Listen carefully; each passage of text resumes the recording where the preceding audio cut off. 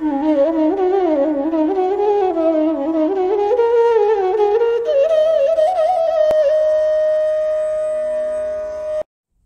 Krishna.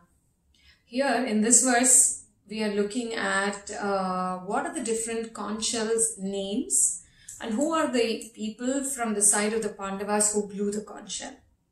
And an interesting contrasting message from Bhishma's conch shells blowing and to the blowing of the conch shell of Krishna, Arjuna, Bhima and so on.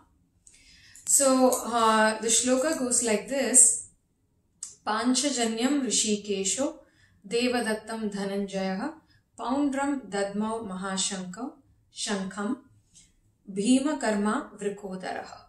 So the meaning of this is Panchajanyam Rishikesho. So the name of the conch that was blown by Krishna was Panchajanya. Now Rishikesho, why was the name Krishna not used? Why was the name Madhusudana not used? Why was the name Madhava not used? Why Rishikesha? So Prabhupada beautifully gives an explanation to why Rishikesha. Two messages very interestingly the Acharyas are bringing out here. One is Arjuna has always looked up to Krishna as a friend and wanted to get guidance from Krishna. So Rishikesha, the name means Rishika, Isha. Rishika means senses. Isha means the controller or the guider, the one who guides these senses is called Rishikesha. So Krishna has taken this responsibility when Arjuna and Duryodhana, they go to Krishna and they ask for help in this particular battle. At that time, Duryodhana chooses to sit on the side of the head of Krishna. Krishna is sleeping when both of them arrive. And Duryodhana takes the side of the head where Krishna is sleeping. Arjuna prefers to sit on the feet, near the lotus feet of the Supreme Lord. So what happens at that time? Krishna wakes up to see Arjuna first. Yeah, imagine Krishna is sleeping and he opens his eyes. The first vision would be towards the feet. So he sees Arjuna and he says, wow, that's nice that you have come here. How can I help you? Immediately Duryodhana says, no, I was the one who came to ask for help. First, Arjuna came after. Krishna says, but I saw him first. So I'm going to ask him to let me know how I can help him. Besides, he's younger than you, so the younger goes first. So he asks Arjuna, what do you want? So Arjuna says, I want your help in this battle, upcoming battle. Krishna says, definitely. So Krishna gives this choice. On one side is I with no astra or shastra. I am not going to fight this battle. I will be there to support you. On the other side is my entire Sena, my entire army. Which one do you want to take? Now at this point, Duryodhana is already shivering. He's thinking, oh my God, what if Arjuna takes the army? So Duryodhana is very perplexed at this point in time. He's thinking, oh my God, what will happen if Arjuna picks the army? He does not understand the relationship that Arjuna has with Krishna. So Arjuna knows that if Krishna is on his side, that's all he needs. He doesn't need this entire kingdom if Krishna is with him. That's the kind of relationship, a very sweet relationship that Arjuna had with Krishna. So he chose Krishna and Duryodhana was extremely happy. He said, wow, thank God he did not pick Krishna. So Duryodhana happily accepts all the army of Krishna and he goes back. So coming back to this verse, Krishna and Arjuna had this very deep relationship where Arjuna always looked up to Krishna for guiding him, guiding his senses. So in this particular verse, why the word Rishikesha? One is because Arjuna wants Krishna to guide his senses. Isha is the supreme or the controller and Rishika means senses. So one who is guiding the senses is Rishikesha. So in this particular verse, Krishna, by beginning to blow the conch shell, is saying we're going to start the war. And I have taken the responsibility of guiding the senses of not just you, but of all your brothers as well. So with that understanding, there is very carefully this word Hrishikesha that is put here. So Panchajanyam Hrishikesho. Then Devadattam Dhananjayaha. Dhananjaya, what's the meaning of the word Dhananjaya? Why not Pandava? In the previous verse, if we see, the word Pandava was used. In this verse, they're using, the word used is Dhananjaya. So Dhana means wealth, Jaya is victory. So winning wealth for who? For his brother. Initially also once Arjuna has done this. For the Rajasuya sacrifice, when Yudhishthira needed the wealth, Arjuna went around all over the world winning wealth for Yudhishthira. The same way, at this point in time, Arjuna is getting ready to win the kingdom from the Kauravas to give it to his brother. Arjuna is not fighting this war for him to get the throne, but instead he is doing this for his brother to be enthroned and rule with Dharma as the central pivot. So that is Dhananjaya. So Panchajanyam Hrishikesho Devadattam Dhananjaya. So what's the name of Arjuna's conch shell? Devadatta. Then comes the other very strong personality, Bhima. Devadattam Dhananjaya Poundram Dadmau Mahashankam. So what's the name of Bhima's conch shell? Poundra. Poundram Dadmau Mahashankam. Mahashankam. Bhima himself was a huge personality. So in Mahabharata it is explained that Kunti used to prepare a huge quantity of meal and she would divide it into half, and one half of it only Bhima will eat and the other portion the rest of the 5 people eat. Right? That is Kunti plus the 4 sons. So that's how much he used to eat because he was huge. He was a big man.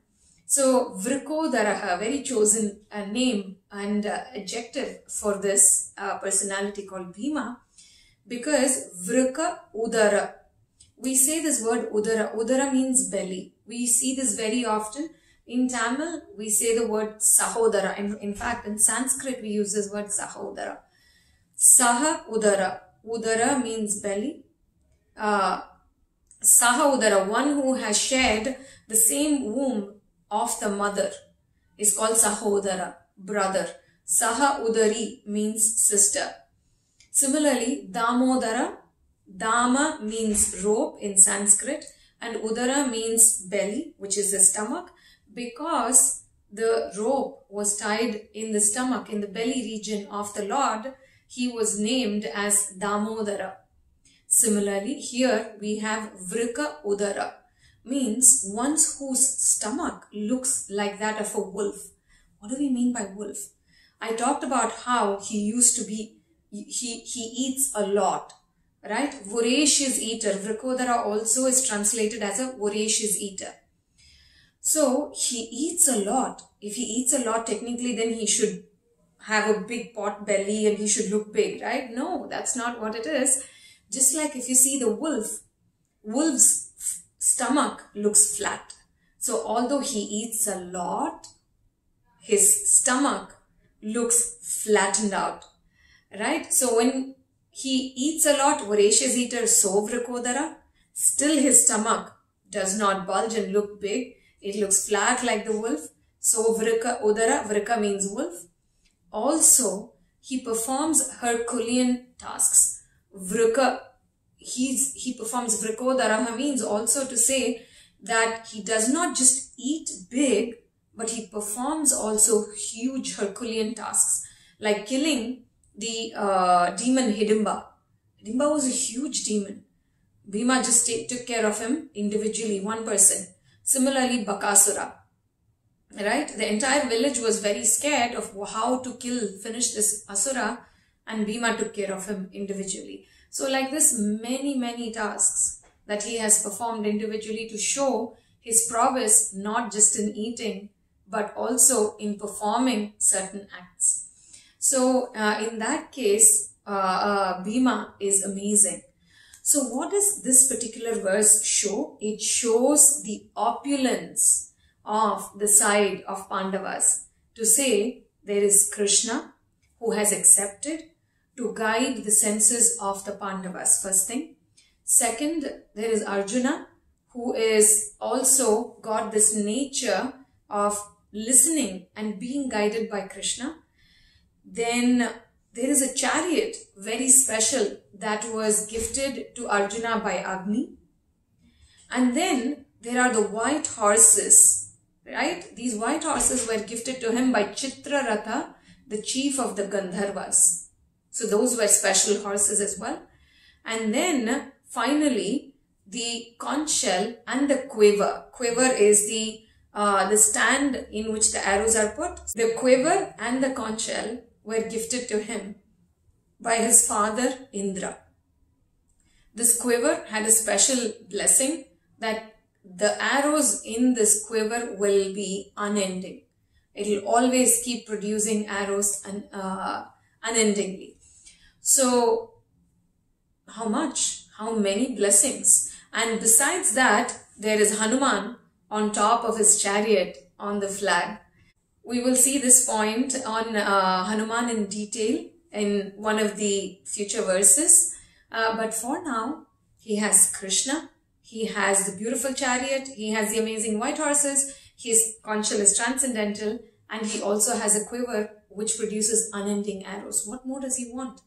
So, the contrast in the message is the opposite army does not have any of this. So, the conch shell that was blown by Bhishma Deva sent the message to say, I am blowing this conch shell, Duryodhana, for your happiness. But you know what? The personality who is the lord of this conch, Krishna, is standing on the opposite side. Yatra Yogeshwara Krishna, Yatra Partho Dhanurdaraha, Tatra Shrir Vijayo Bhutir, Dhruva Nitar Matir Mama. Where there is Krishna, there is Lakshmi. And where there is Lakshmi, Lakshmi Devi, there is victory. So, this was the message that Bhishma's conch was giving away. But what was the message that was given by Krishna, Arjuna and Bhima? To say victory is ours because Krishna is here. And look at the chariot, look at the horses, look at the quiver. This is all blessed and it is given to us. Is there a question whether we will win or not? This was the message that was given by the conch shells blown by Krishna, Arjuna and Bhima. So again, ending with the verse, Panchajanyam Rishikesho Devadattam Dhananjayaha Poundram Dadmau Mahashamkham Bhima Karma Vrikodaraha. Hare Krishna.